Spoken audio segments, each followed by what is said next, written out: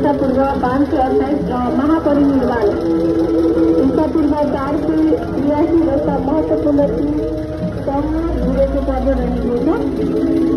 यस बेलामा विक्रम सम्वत 2010 को दशकको अन्त्यतिरदेखि बुद्धजयन्ती मनाउने परम्पराको थालनी भएको हो।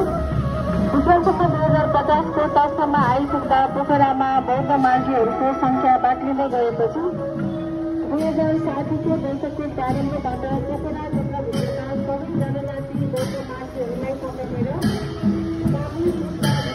गराउन थालियो।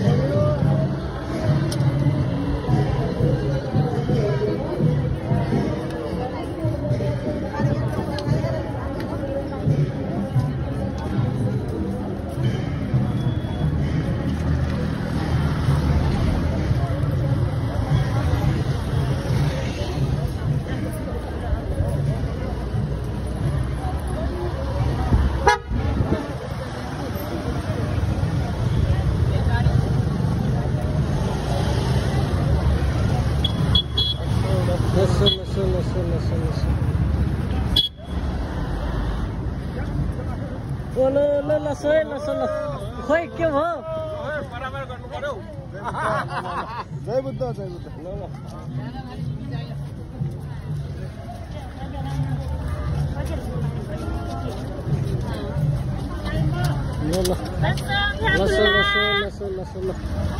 जयन्तीको अवसरमा शुभकामना छ है आमाहरूलाई। लसो है लसो लसो लसो लसो ल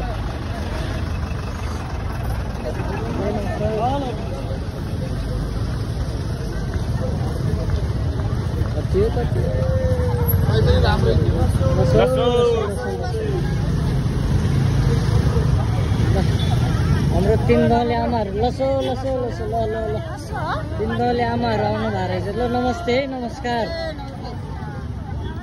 नमस्ते नमस्ते।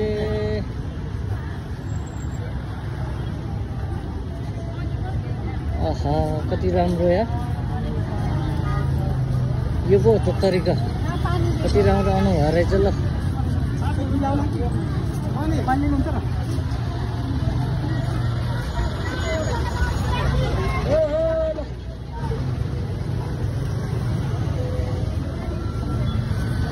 लसो नमस्कार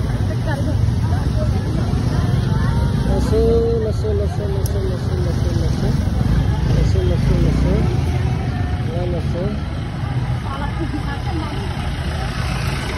हो यहाँ त ब्लक पो रहेछ।